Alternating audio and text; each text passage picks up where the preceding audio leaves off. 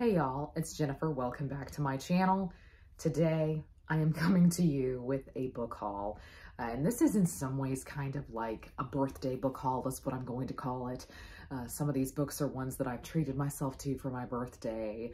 And some are just used books that I went to the used bookstore and picked up. Some are gifts and some are from Book of the Month. But before we get into that, I am once again working with Ana Luisa jewelry this month, and I am really excited about it because we are kind of in crunch time. I mean, Christmas is very, very close. As always, I will have a link to their site and my discount code in the description down below. But if you don't know anything about Ana Luisa, they are a pretty amazing fine jewelry company because they are so caring about the environment. Like, one thing that is very important to them as a company is reducing their carbon footprint. So they are totally carbon neutral. Even their packaging is carbon neutral.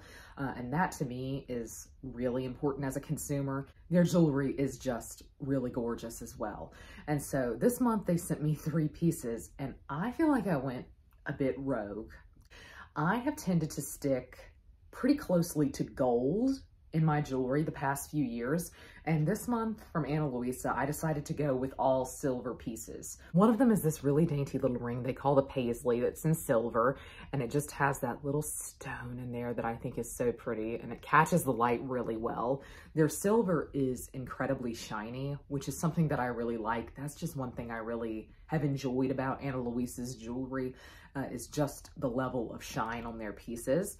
I also picked up this gorgeous necklace, this gorgeous heart necklace, and I don't think that footage will do it justice, but this is a very nice, substantial necklace, and the pendant feels pretty weighty, which I really like. This necklace also gives me a real Y2K vibe, and that's definitely been coming back, but it reminds me of things that I used to love wearing when I was younger, and so there's something nostalgic about this piece. That's really why I had to pick it up and why I had to go with silver this month. Last but not least, I got these silver hoops. These are some of my favorite earrings. They are so lightweight, and I love how they actually move. Like when you move your head, they shift back and forth and they don't stay stagnant like a lot of hoops do. So I just really like how lightweight they are and how shiny they are as well. So thank you once again to Ana Luisa for working with me in this video. I will have their link in my discount code down below. My experience with their shipping is that it's pretty fast. So if you're looking for something for yourself or someone else this holiday season, I think they are a pretty great option. Now let's get into the books. I don't even know where to begin. I feel like I tried to keep this in certain categories, and I think that's going to help us in the long run. So maybe let's go with what I treated myself to for my birthday. So I got around 6 of the British Library crime classics. And this is a series that the British Library does where they are republishing books that were published during kind of the golden age of detective fiction. And I really like the message of the collection, just kind of shining a light on forgotten voices. And I really wanted to read a Christmas mystery this year. So I picked up 4, and I got several of them used from thrift books. The first of these is The Santa Claus Murder by Mavis Dorial Hay. I have already read this, and I think by the time you're seeing this video, you will have seen the vlog that I kind of filmed around it. This was so enjoyable and has really set me up. I hope it's not the best of the Christmas mysteries that I picked out to read this year.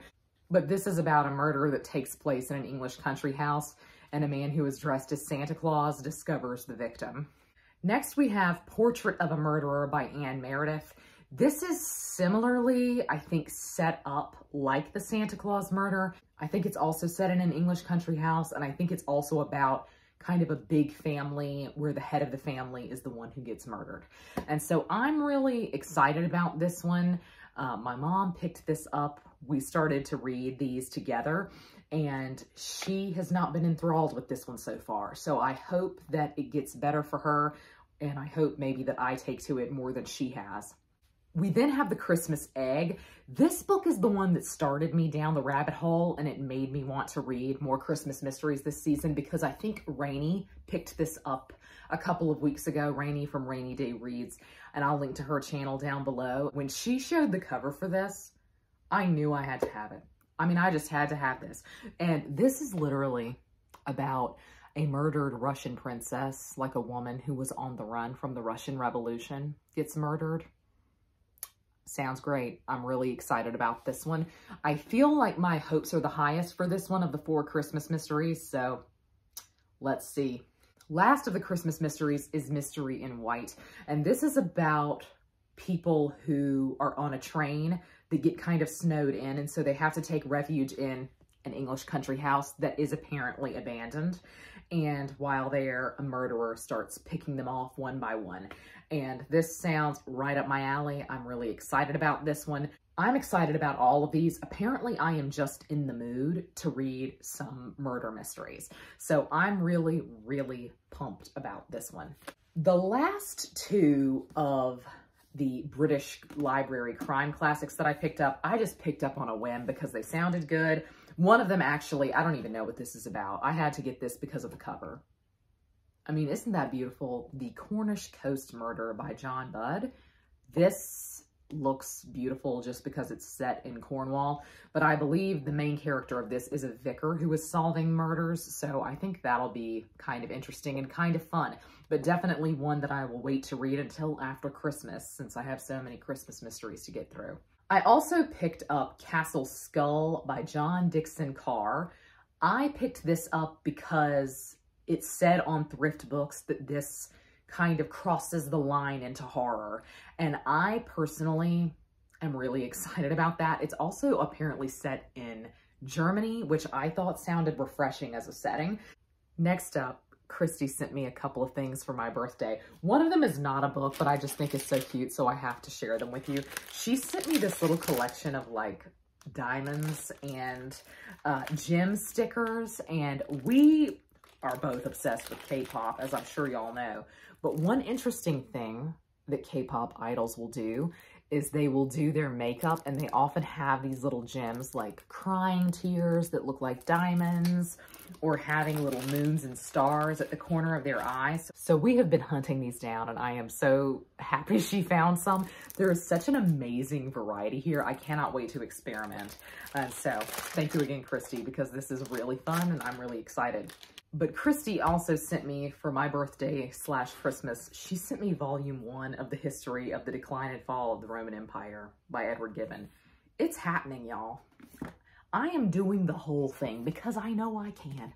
I know I can. I know I can commit to this. I am really high on Roman and Italian history right now, and I think a book like this is going to be a good one to focus on in the new year. So I'm personally really excited about this, and I cannot wait to get started. It's such a beautiful penguin black spine edition. She also sent me the Collected Tales of Nikolai Gogol, and I'm pumped about this too. I'm going to start this immediately because he has a couple of Christmas short stories that I feel like I desperately need to read in this season. So I am looking forward to picking this up very, very soon. I have yet to try him, but I feel very good about Nikolai Gogol, and I can't really say why. A lot of people tend to have a problem with his tone. I think some people don't really like kind of the humorous nature to some of his writing. And so I'm interested to see where I fall on that, but I know that occurs more in Dead Souls, which is a novel, rather than in his short fiction. So I'm excited to try this. Next, we have a used book haul, because I did finally take a bag of books to the used bookstore to unhaul them. And they are books that you have seen me unhaul in my bookshelf overhaul series. So yes, the last time I did one of those videos was months ago. And yes, I am only just now starting to take those books that we unhauled together to the used bookstore. But I took one bag over last week and decided to treat myself to some used books. Now, these were books that I didn't pay anything for because I got credit for donating to them. But I am telling y'all, used bookstores have lost their minds, have they not? I mean, truly, I saw a Book of the Month Club selection in the used bookstore that they were charging more than the monthly subscription fee to Book of the Month for. And it was a tattered dust jacket and everything. I mean, charging more than what it costs you to be a member of Book of the Month. used bookstores are losing it. But sometimes you can find a good deal. So I did pick up The Great Circle by Maggie Shipstead. This was, I think, only $6 their price. So I thought that was pretty good for a paperback that's maybe not in the best condition. One of my goals earlier this year was going to be to read some of the things that were nominated for the Booker for the Woman's Prize. And this is one of the books that really intrigued me, that was kind of making the rounds and getting picked up and placed on lists. This is historical fiction about a character that I think vaguely resembles Amelia Earhart, a pilot who went missing, a female pilot who went missing. And then years later, a film is being made about her life. So there's a dual timeline narrative here that I sometimes feel is tired, but I'm willing to give this one a shot. I'm willing to see how this goes because this has really garnered a lot of positive attention. So I'm personally really interested in this, and I think it's probably one that I will try to prioritize. They also had Sylvia's Lovers by Elizabeth Gaskell there. I was so happy about this. So I am excited about this because this is one of the Elizabeth Gaskells that I have left that intrigues me the most. I truly think of all of the novels I have left by her, this is the one that has the potential to wow me. I think this is the one that I am going to like the most. I think this is a period piece. I think it is in some ways similar to a sensation novel, and I think it is set at the beach.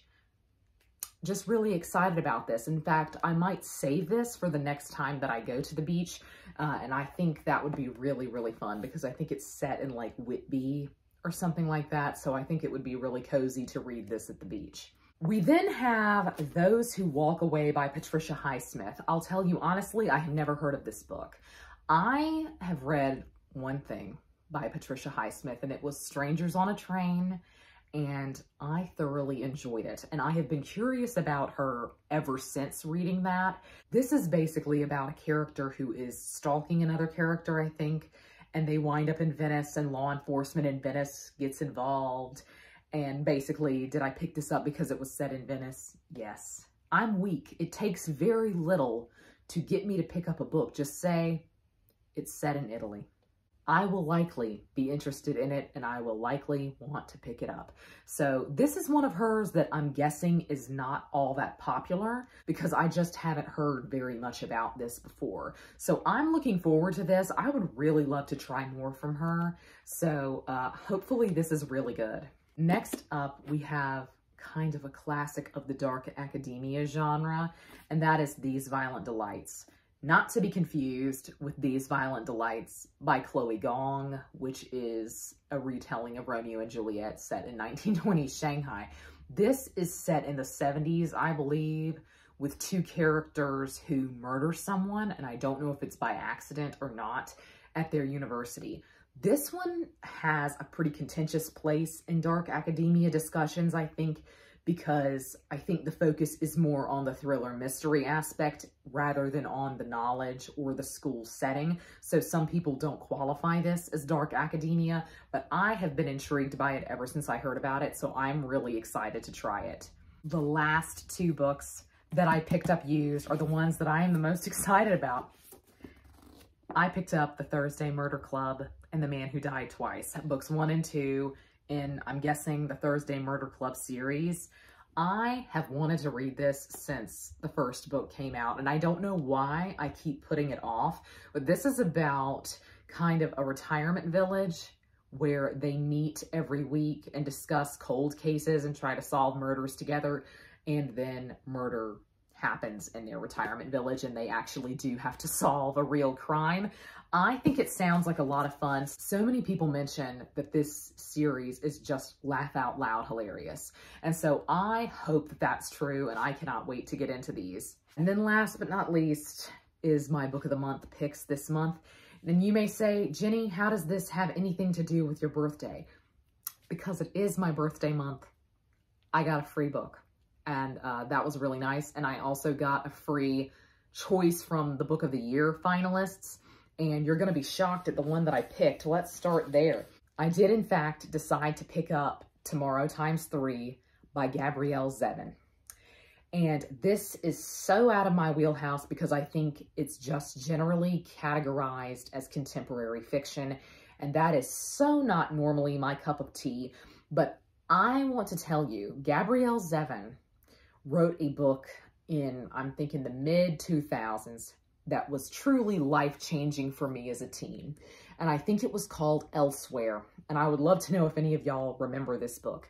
But that was truly a life-altering book for me. It discussed the afterlife in such an interesting way. At any rate, that book had such an impact on me as a teen that when I heard about this, I was instantly curious just because I have loved that book, and it seems like a couple of others were really great heavy hitters for me as well. So I'm interested in this. I know very little about it, but I am going into this on her name alone, and I hope that it's as good as everyone is saying it is. I don't know why more people didn't talk about Elsewhere when it came out, but it was really something. So I think this book will probably be very interesting if it discusses things in a similar way. My book of the month pick this month was A Wilderness of Stars by Shea Ernshaw. And I have read a couple of things by Shea Ernshaw before that I enjoyed, which is why I decided to pick this one up. And I think she's a pretty big favorite with book of the month, and they've had a few of her books on there before. So this is a fantasy novel that is about astronomy, and that's basically all I needed to know. My guess is that this is adult because I think Shea Ernshaw has kind of gone into that realm, but she's mostly known as a YA author. So I'll be interested to see how this goes. But I love anything about astronomy. I feel like this book is going to be aesthetic. I really hope that it is. That's my hope for this. So that's going to be very interesting, and I am looking forward to hammering that out this month because my goal is to start tackling my book of the month picks as they come in, rather than letting them rack up on the shelf, but we'll see if I achieve that. Last but not least, for my free book for my birthday month, I went with a book that is on the top of everyone's list this year. This is generally the book most people have been saying is the best that they've read all year, and I'm really excited about it, so I decided to pick up a physical copy. That's Babel by R.F. Kuang. Book of the month every year will publish a book that they wish they had included in an earlier month's selection. Babel was their choice this year, and I can see why. So I decided to use my free credit to pick this up, and I think it's really, really gorgeous in person, and it's very big in person. Very big in person. So I really do need to get around to this. I want to know what everyone is talking about, and I want to know why this one is everyone's favorite. So those were some of the books that I treated myself to for my birthday this year that were gifted to me, which was really sweet. I would love to know if you have read any of these down below, what you've been picking up lately, and please check out Ana Luisa. I will have their link in the description box below, but that's going to be all for me today. I hope you're all having a great week. Happy reading. Goodbye.